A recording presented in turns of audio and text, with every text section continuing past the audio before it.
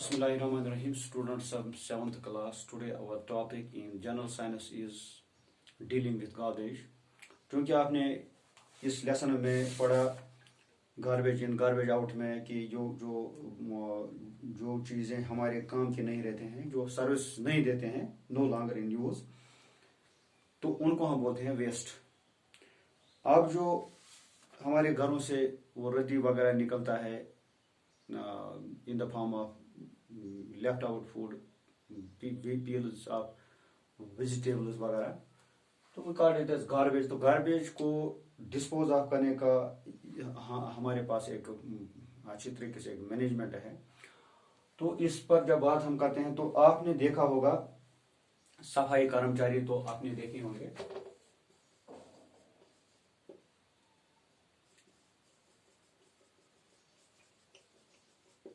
ये सफाई कर्मचारी क्या करते हैं। सफाई कर्मचारी क्या करते हैं कि आपने देखा होगा ये कलेक्ट करते हैं इस गार्बेज को। पहले उस जो अगर आप म्यूनिसिपलिटी में भी देखा होगा, म्यूनिसिपलिटी वाले भी वो बड़े बड़े ड्रम रखे होते हैं, तो उनमें वो पहले जमा करते हैं। उसके बाद ये गाड़ी में भर कर ये गाड़ी में लाद दिया जाता है और उसके बाद ये एक जगह पर लिया जाता है जिसको हम बोलते हैं लैंडफिल।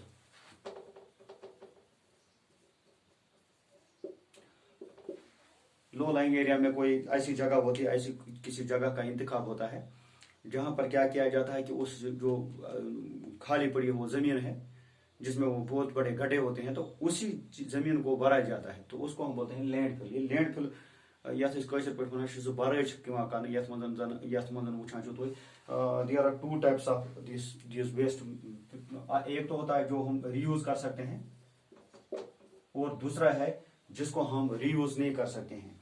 तो यानी यूजफुल प्रोडक्ट यूजफुल भी इसमें होता है और नॉन यूजफुल भी इसमें होता है। नॉन यूजफुल भी होता है तो यूजफुल भी इसमें होता है, ये दोनों चीजें इसमें होती हैं। तो क्या है कि ये जो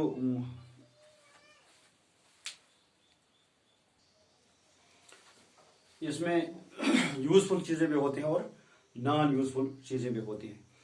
तो ये जो है ये जो इसमें वेस्ट जो है it's the huge part of our life.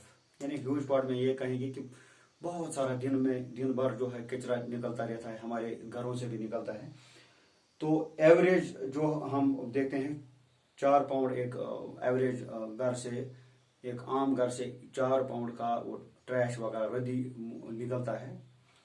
तो इस तरीके से अगर आप पॉपुलेशन की कैलकुलेशन करेंगे आपके मतलब घर में या अफराद के हिसाब से भी देख सकते हैं, पर फिर अपने गांव के हिसाब से या अपने कस्बे के हिसाब से, और इसी तरीके से मुल्क की सतह पर या कौमी सतह पर भी हम देख सकते हैं कि कितना ट्रैश निकलता है हमारे घरों से।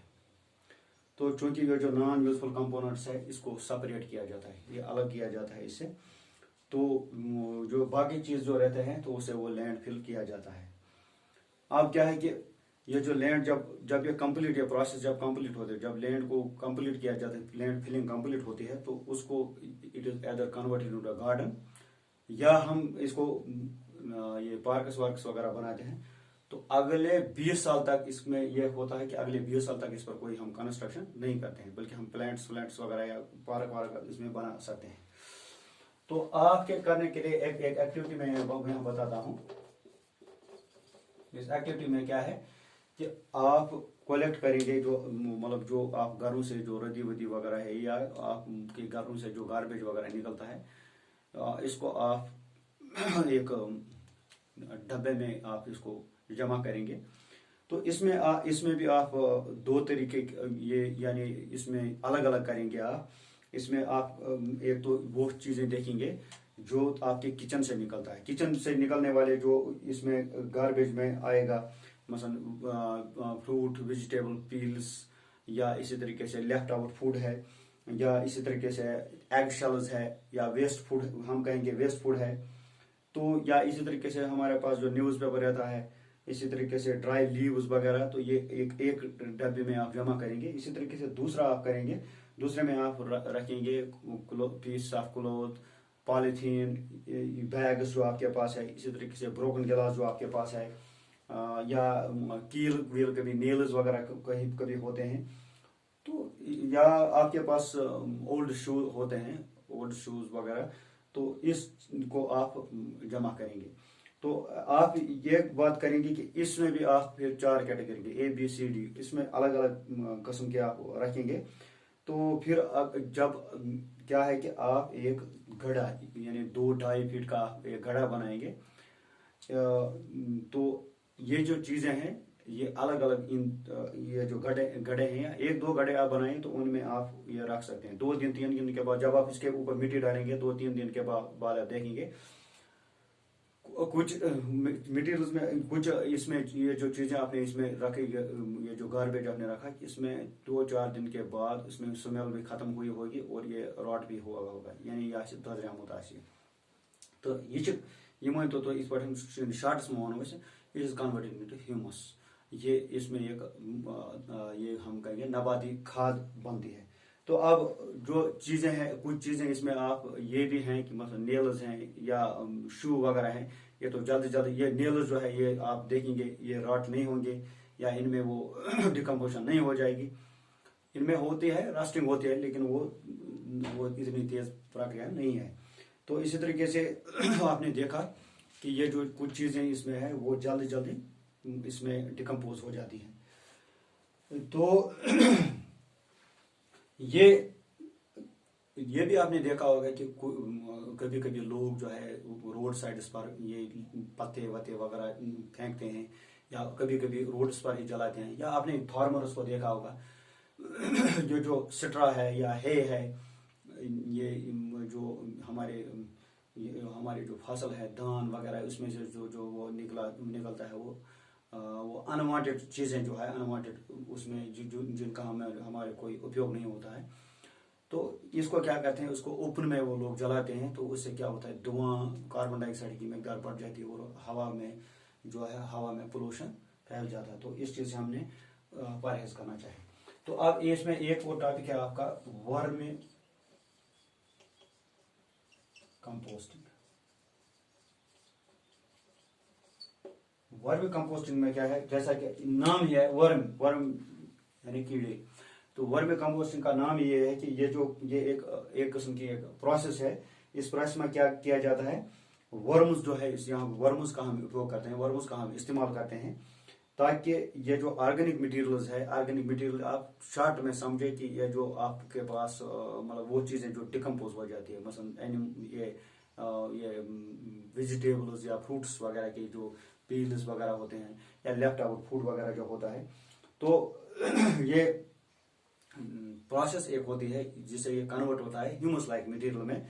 तो इस चीज को हम कहते हैं, इस चीज को हम बोलते हैं, इस प्रोसेस को वर्मी कंपोस्टिंग। वर्मी कंपोस्ट होता है, कंपोस्ट भी एक किस्म का जब हम ये चीजें जो अगर आपने देखा, जो मैंने आपको बताया कि एक्टिविटी करना, उसमें आप देखते हैं 2 दिन 4 दिन 5 दिन या 10 दिन के बाद आप देखते हैं पूरा कंप्लीटली आपके पास आपने जो ऑर्गेनिक मैटर डाला था जमीन के नीचे, जब आपने उसके ऊपर मिट्टी डाली थी, लेफ्ट आउट फूड या रद्दी कागज या उसमें जो वेजिटेबल्स वगैरह के उनके छिलके, तो ये खाद की सूरत में बन जाएगी, it is converted to humus.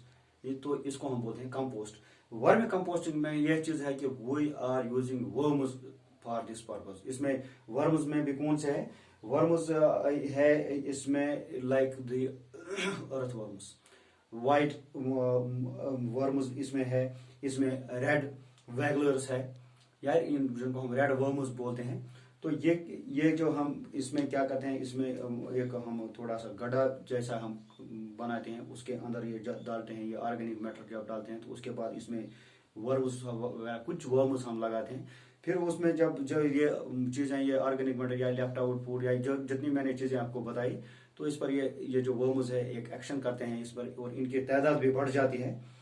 तो ये जो रेड वर्म्स जो है इनमें टीथ नहीं होते हैं, ये आप याद रखिएगा। इनमें ये जो रेड वर्म्स हम इस्तेमाल यहाँ करते हैं, इनमें टीथ नहीं होते हैं, बल्कि इनमें क्या होता है, इनमें एक ऐसा स्ट्रक्चर होता है that we call as gizzard. इस पर बोइस मज जानवर नहीं तो परिंदों के ये जो स्टमक आसान जानवर वुडवनी जानवर बोस आसान तथ मन स्ट्रक्चर आसान गिजार्ड तपन युथ आसान यमन तह युस जन यमन वर्मन युस जन ये फूड ग्राइंड करनस मन मदद करान तो युस जन रेड वर्मुक थो तो ये चीज याद रेड वर्म बराबर तूता खेवान यूता अम सुंद एवरेज वजन आसान तथ पन्निस वजनस बराबर खेवान ये ऑर्गेनिक मैटर तो यम जन रेड वर्म्स आसान they do not survive in this hot और वेरी कोल्ड सराउंडिंग इन गि मॉडरेट टेम्परेचर यानी ना गि ज्यादा टेम्परेचर आसन ना गि बाकी तुम वुचान वरत वर्म वगैरह तिम करान तिम टेम्परेचर मज यानी तिमन ज्यादा तुम टेम्परेचर कहीं मगर यम जन रेड वर्म्स मज खास ये चीज कि दे नीड मॉडरेट टेम्परेचर इनमें मॉडरेट टेम्परेचर होना चाहिए तो अम पतन करान अम पतन यम सात वुचान एक्शन अम सात वुचान ये चीज कि 3-4 weeks after watching this thing 3-4 after ये हम ऑब्जर्व करते हैं 3-4 हफ्ते के बाद कि इनमें एक ये जो हमारे पास ये ऑर्गेनिक मैटर था जब इन पर इस रेड वर्म्स का ये हो गई एक्शन हो गई तो ये कन्वर्ट होता है ह्यूमस लाइक मटेरियल में तो इस चीज को हम बोलते हैं वर्मी कंपोस्टिंग तो ये वर्मी कंपोस्टिंग वाला किस्सा है ये हम फिर यहाँ पर हमारे फ्लावर बेड्स या हमारे ये जो प्लांट्स वगैरह है इनको खाद के तौर पर भी हम इस्तेमाल करते हैं तो this was all about vermi composting और मैंने आपको ये भी बताया कि हम जो है ये इस गार्बेज जो है इसके साथ कैसे डील कर सकते हैं लैंड फिल वगैरह का भी मैंने आपको बताया तो यू कीप ऑन रिवाइजिंग तो कल हम इंशाल्लाह नया टॉपिक उठाएंगे।